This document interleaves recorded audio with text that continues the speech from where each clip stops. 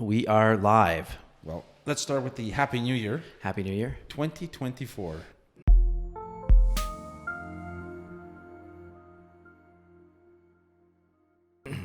Officially started, and 2023 is in the history books. It's in the rear view. And if we can say good or bad for 2023, but it is what it is, and we have to start looking forward to what's going to happen here. It feels like this podcast had a delay of several months. There's been a hiatus. And I think it had to do with CJ waiting for the marks to get really, really well before he started posting again. I'm not sure what I thought we were jinxing it for a while there. So well, we haven't forgotten people. It's been it has been a little bit of chaos, so we're happy to get back to it and give you our perspective of what we see. Like I tell everybody, everyone reads the same news that we read. Just a matter of reading it and being able to understand what's being said and then voicing your opinion. And that's what we're here for. Yeah, hopefully help cut through some of the noise of all the information that's out there. We did, on a more lighter note, we did by accident, not planned, both wear Leaf jerseys or Leaf shirts today. So New Year, Stanley Cup parade. We're back on the bandwagon here again. But so I have this was going to be a good question. So I have the greatest Leaf of all time here, which is Austin Matthews. I think that's probably up for debate, but I thought it was an interesting shirt. And then Jerry has... I only have to show the number, and then that's all that's needed. There's no names needed. So yes, yeah. If you're older than me, you probably go back to Bobby Bond. But if you're... What would be your 60, greatest Leaf of all time? It would probably be... Salmon? Boreas Salmon or Dave Keon. Dave Keon, yeah. Again, but that's a whole different... That's a debate based on people's ages, right? So... That is true, yeah. And Matthews, if he continues on what he's doing, he will be... He's going to be in the discussion. Exactly. In the discussion, yeah. Exactly. Yeah, awesome. Well, yeah, let's get into it. We got Canada's 2023 financial recap.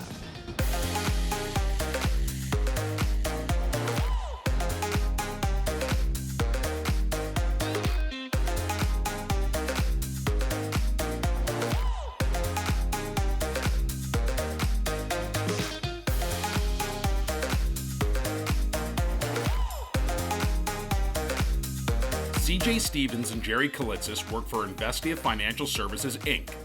All opinions expressed by CJ and Jerry are solely their own and do not reflect the opinions of Investia Financial Services Inc.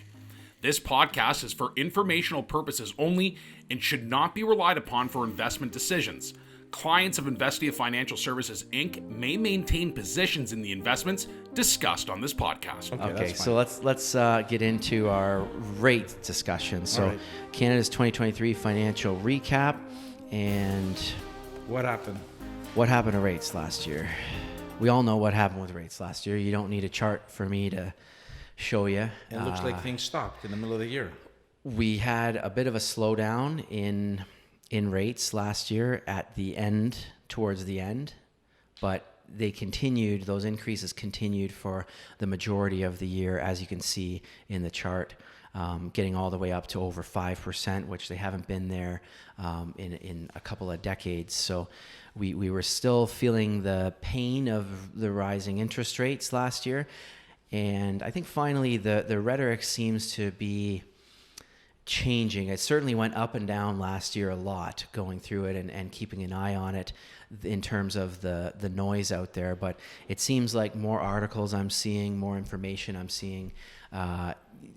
The majority seem to think that we're going to be pausing, at least we're peaking out on rates. Yeah, I don't think there's as much discussion about continual rising rates, even though I don't think they're completely gone yet, but it's not the way it used to be, where we were looking at inflation numbers, looking at debt loads and all these other calculations and saying, like I've always said, we have to get this thing under control.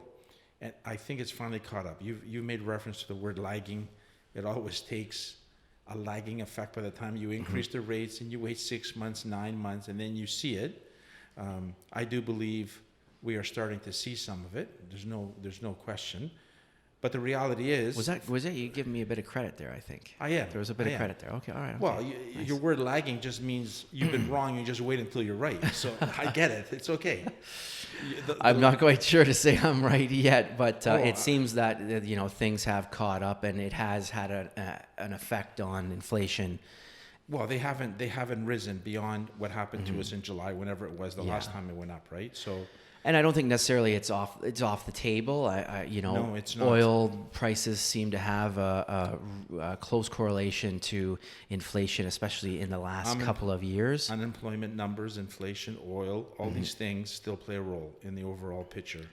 Yeah, so it'll be interesting to keep an eye on that aspect of it, but certainly the good news is we did get a bit of those 4 months of pauses, a few pauses in there after numerous hikes in a row, and that's both in Canada, which is in the red there, and the U.S., which is in the blue, and pivoting with the rate discussion to bonds and how rates have affected. It's funny how we feel better when there's a pause.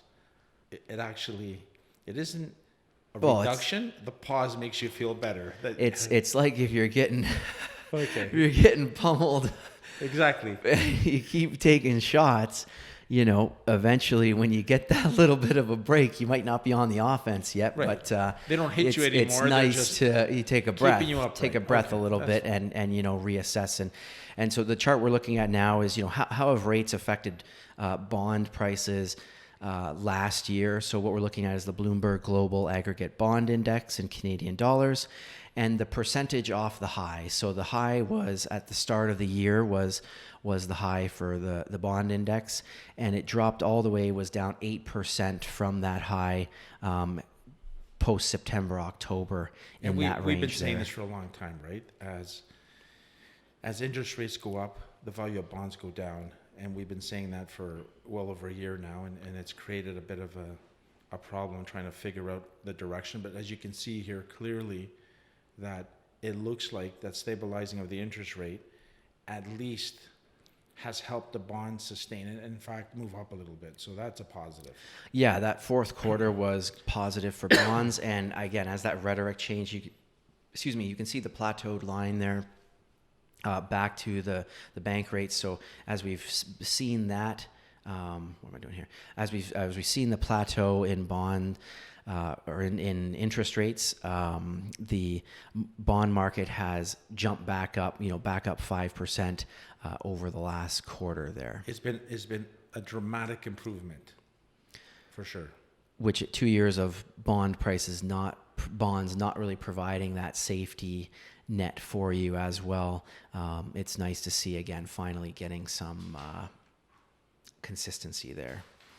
And then in terms of for savings accounts and GIC, so not just bonds but even just savings accounts, the interest rates being higher there has been a positive.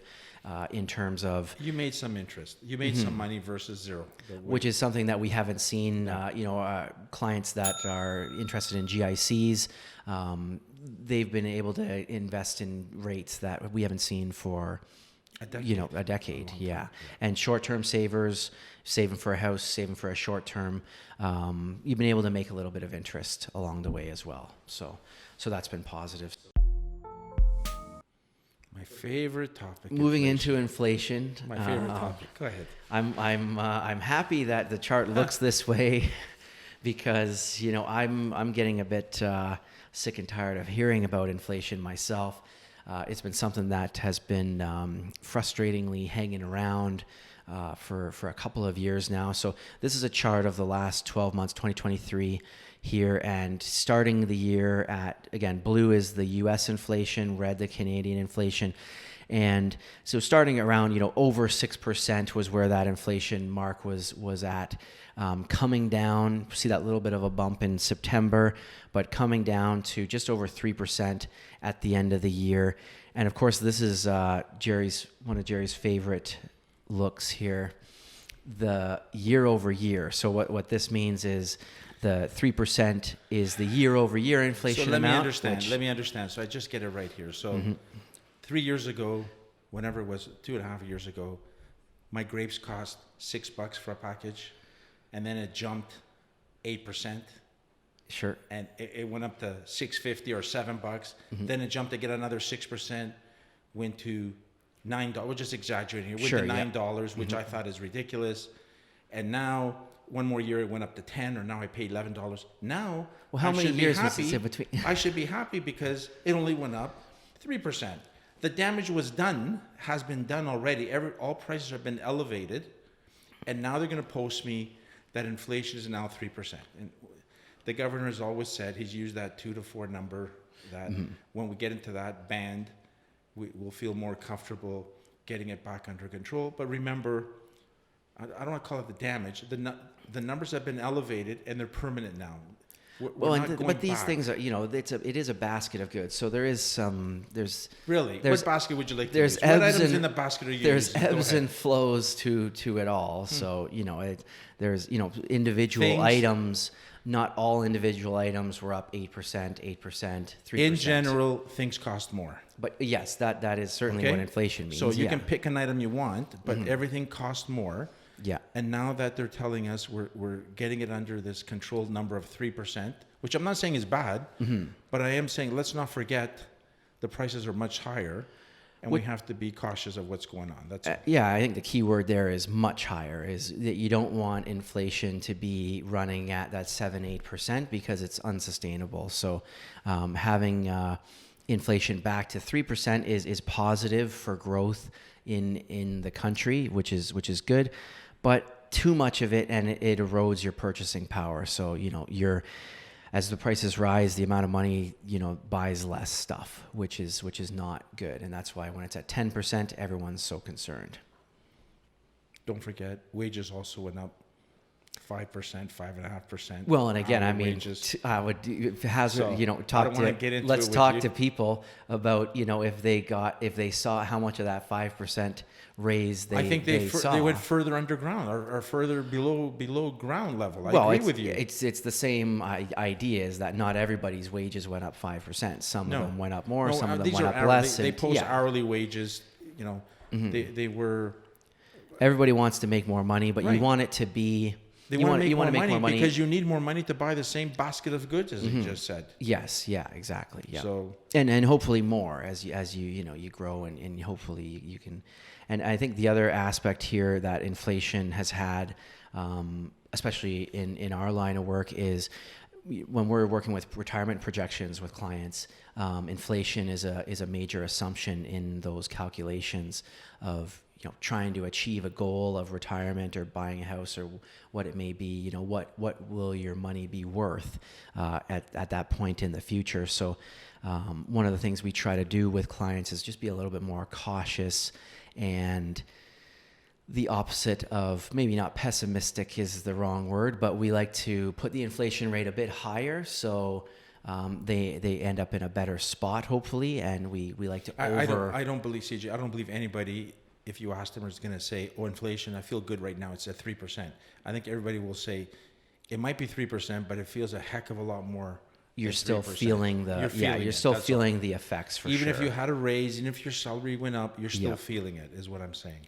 That's Yeah, and there's been, I mean, we have numerous examples here where travel costs have doubled to go to. Lots of clients are talking about they've been going to the same areas for years and years, and It's double the cost. It's double the cost now, and they're shocked. So there's that aspect to it as well, where it's everywhere from the grocery store to cars to your mortgage payments. So people are still feeling it, I think. It's always my point. Is always anybody that knows me, your spending habits will dictate what happens to you. So if you want to maintain your same spending habits that you did 5 years ago with what's been going on over the last few years, you're going to have a tougher time. You have to make some adjustments. You're not happy about it, but you do have to make some adjustments. So yeah, and that's why going back to the other topic of savings rates being a bit higher, building up that emergency fund, making a bit of interest in there helps you live within your means and be prepared to weather the storms when these types of couple-year periods happen. Mortgages. So mortgages, obviously, with what we've been talking about. front page news. And I think biggest debt for a lot of people is the mortgage. So it's certainly been something that most Canadians have been feeling. We hear about the grocery store, hear about the costs of food and that, but mortgages, the dreaded envelope that variable rate mortgage holders get in the mail every month telling them what their payment's going to be based on the rate and that was probably not too fun. I know everybody's heard it. Everybody's going to live it. If you have a mortgage, which is like most of us have a mortgage, I think this year the number was 2.4 million mortgages are coming due. There'll be a change. You'll get a piece of paper that tells you to do something with your mortgage. Yeah. And I think next year you said it was going to be 3. I think it's 3.4 million was in my notes here. Will renew for by 2025. Okay, so we're talking about 5 million mortgages coming up over the next 2 years. Yeah. And I think I can safely say, I won't say 100%, the vast majority will be paying more than what they paid when they first took their mortgage out, no matter what it was. Definitely. So yeah, I think it's safe to. It's in the back of everyone's mind, but the reality is, like you said, you get the envelope that tells you, oh, by the way, your mortgage is coming up. What do you want to do? Mm-hmm. So we have to prepare our clients for that. We've had some examples of clients coming in and seeing a dramatic difference of what's going to happen to their cost, and it's significant. It's probably the single biggest change of their cash flow. Yeah, I can tell people don't go to Tim Hortons and don't do this or don't do that, but that's peanuts compared to. Well, and you have to, you have to figure out a way to make your mortgage payment, and rents have gone up as well. So, right, even if you think, well, I'll sell my house and go rent, and the rent costs are high as well. So I think one of the charts that showed what you're saying well is this one here, which is what you're looking at here is the yellow line being the fixed rate 5-year mortgages that are for new lending by chartered banks here. So this is if you're renewing your mortgage, the average that people are renewing into as of October 2023 was that 5.54% rate. And the pink line there that you see below is what there came from. Is the outstanding mortgage balances and what the average rate of those are. And that's 2.88%. So I think the major concern here is for 2024 and 2025 is that with 3.5 million Canadians mortgages coming due, they're going to be renewing into almost double the rate that they have right now. And these aren't usually small balances left on the mortgages. They're because of housing prices and how high they are, these are larger amounts left onto the balance. It's going to change your cash flow. It's going to change everything, whatever you did before to what's going to happen to you now. And I think the banks are good at extending amortization. We'll do this. I think you've always had a great line about locking in a portion of your mortgage and then taking a portion as a home equity, whatever term it is. So that way you blend the two together to get a rate. I'm an old guy. I look at it, what's the rate for a 5-year? Because that used to be, can I afford a 5-year? Yeah. And if I can combine what you said, a portion of it 5 years and a portion of it variable, hoping that the rates come down, that's what I do. If you want to play this game of let's just wait it out and see if it comes down. It might, like everything's pointing to it, but you have to be able to be prepared to make it to that point. And I think everyone's situation is unique, right? So, Absolutely. Everyone's in their own situation with their own cash flow, their own careers and jobs. So, and they're redeeming savings to stay in their house, which is fine. Like you do what you have to do to stay in your house, but there's stress. There's internal family stress. And I think it's not, it's worth making sure that you have somebody that you're working with, somebody that you're talking to, and it doesn't need to be every day, but once every couple of months. But don't wait till the last minute. You don't wait till the last minute. No. Just because your mortgage might be up in 2025, start talking to somebody that can provide the right products and solutions that suit you, and maybe you can find a solution that gives you a bit more peace of mind sooner rather than later, and take some of the uncertainty off the table. I keep reading about, people, save your money and put a lump sum, put a big lump sum and reduce your payment. Mm-hmm. Well, for most families, that's an unrealistic solution because, oh, CJ, just see if you can save $60,000-$80,000 and put it on your mortgage. What are you talking about? Whereas if I can get you to save a little bit extra every month and prepare for what's going to happen, Good it point. softens the blow here, guys. Like, I don't want to start picking because I'll start ranting here about cut this, cut that. Uber Eats, these people that get 3, 4, 5 times a week. I thought you said you weren't going to start. Well, I'm just going to make a small point. You can't have delivery of food and do this and go here and take a holiday and, oh, my car's 1 year old, I'm changing it, and not expect any damage to be done. You have to make some spending habit changes and saving a little bit of money for what's going to happen when the time comes for renewal, because all of us, the number just finished saying, 2.4 million, 3.4 million, that's 6 million people in 2 years are getting a new mortgage. Like, that means all those people will be paying more. Are they ready? There's an extremely high probability that you're going to be paying more on your mortgage at renewal. Exactly. So having conversations with us and mortgage brokers, right, professional people that know what they're talking about, that can. Let's build a plan. We can do some math. What is your projected payment going to be? Okay, all right. Well, why don't we start trying to save and live within that budget now, and instead of being the shock of renewing at double. If you saved $1,000 a month, and your mortgage is not coming up for a year and a half, and you're able to save this money, earn some interest on it, and then you get the shock of your mortgage, and you have this cushion already built in that you've saved. Yeah, I thought, that buys you a year and a half, 2 years of time. By that time, hopefully we have a more stable environment where the rates have come down. And it's like we were saying, it's an inevitability, it seems at this point, that your payment is going to be higher because the rate is substantially higher than a lot of these mortgages rates were before. How can it be lower, CJ? 3 and 5 years ago, whatever the rates were when well, people I mean, got them. there's things that the banks will try to get you to do, right? They'll extend your amortization back out. They'll so I'm 91 and I still have a mortgage. Is that what you're saying? I'm not saying that that's the right thing to do, but there's things that the bank will do to get your payment down as low as it can and make the most interest. I'm probably not. Because what does the bank want to do? Make the most interest. I'm probably not supposed to say the bank is not your friend. There's probably some legal disclaimer there. But the bank's job is to make money. Mm-hmm. Yes, yeah. And have the collateral of your house and make money. Yeah. Your job is to have a good family dynamics and try to figure out what's the best thing to do. And keep as much, ask questions, talk to people, talk to brokers, talk to mortgage guys. Yeah, in a simple way, you want to keep as much of your own money in your pocket, So that's mortgages, 2024, soon to come. We're not out of the woods yet. We're not. No. Yes. That's all. Although rates seem to be coming down a little bit. Well, no, they're talking about coming down. They haven't come down. The mortgage rates are coming down a little bit. Really? Stay tuned for that. There we go. Yeah, I'll stay tuned. All right, that's fine.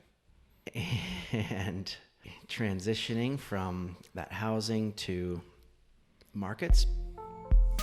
Markets were better. It's a good time to talk about the markets. They were certainly better last year than 2022. So a good, solid bounce back in stocks, especially. Well, and that credit really goes to each and every person that maintained their position, did what they had to do, and now gets to reap a little bit of the reward of the markets going up, right? Because when they're going down, it's not easy to stay invested. Stay invested. It's just not easy. You're watching, oh my God, my erosion of my money, I could lose everything. It's not an easy thing to do. So that was a difficult time, and a lot of our clients were able to maintain that, and now they get maintain that long-term perspective. Yeah, maintain the fact that they didn't do anything irrational or crazy, and now they get to reap a little bit of the rewards.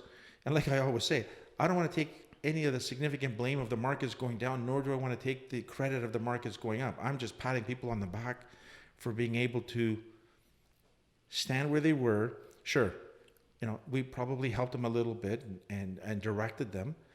But I still believe we have some good stuff coming, especially if the rates stabilize and go down, especially because we're more of moderate growth people, balanced people. We're not taking massive bets in certain sectors. So I think a lot of our investments that have that component of it will probably benefit, which will be good for our clients, good for us too. And again, hats off to those people that Yeah, and that one of didn't the panic. yeah, and diversification is It's the always key there. it's always been the key. You're right. And that long term perspective. If you're if you're buying a house in 6 months, you want to make sure you're in cash in most scenarios, Right. to mitigate some of that risk. But the 60/40 portfolio, what you're talking about, the balanced portfolios, 2022 was a double whammy We got hit of a from both year, ends. because normally your bonds help Soften mitigate the the blow. downside soften the blow of if stocks are down, and if stocks are going up, bonds might not perform as well in that scenario. So that diversification is usually there in that 60/40 portfolio. And there are lots of articles about, is the 60/40 portfolio dead at the end of 2022? Yeah, is it even valid anymore? But it bounced back, especially with the fourth quarter last year. 60/40 portfolios had a much better year in 2023, which is good, because you want that diversification. Let's be clear. It was a better year, but really, it was a better last 8 weeks. In other words, we get to say as financial advisors, overall, look at what we did in 2023. Well, the stocks did well through the year. No, but the especially bonds the big component of ones, it, yeah. you held them, you waited, and then the last 8 weeks you got rewarded. True, yes. And the equities, you're right. The equity portion did have a good year, but those people that didn't shy away from the bond component got rewarded as they should have, and that was just nice to see finally. And one of my favorite images or charts is the one that shows the intra-year. So every year, what is the biggest drop in the market? Yeah. And the average is usually 14% for stock market to be down 14% at some point during the year. It's going to be down 14%. Even though 75% of the time, even though it ends up positive by the end, it even in positive years, you get that correction of 14% is the average on the S&P 500. Well, they shouldn't be looking at it on a daily basis anyway, but people are not looking at that year low, year high. They're saying, how did we do at the end of the year? And hopefully, with a properly diversified portfolio, we're able to maintain our projections that we do for people all the time. I don't think anything really has changed, other than I still worry about people's debts. I still worry about how much they're spending. Have they convinced me they've changed a little bit with what's been going on? Sure, tongue in cheek, joke with people, talk to people, etc. I still want to see a little bit more. Hey, let's be a little more cautious here. Still enjoy life, but be a little cautious. Don't just spend for the sake of spending. Yeah, and I think you're saying cautious, but I think you're going back to living within your means as opposed to cautious. Like cautious in terms of your spending. Be aware of what you're spending. Yes. What's wrong with being aware of where you're spending money? What's wrong with that? Definitely. But in terms of the markets, we had a lot of noise last year of, constantly inflation, rates, which, was warranted because those were big issues last year. But it was positive to see the market and how resilient it was, especially coming out of that negative 2022 year and seeing that bounce back, which again is, like you were saying, it's a testament to clients that stuck it out. And a testament to the process of being invested for the long term, and it's not easy. Keeping your eyes focused on your goals. It's not easy. Yeah. Like, it sounds like an easy thing to do. I know it is extremely difficult to do.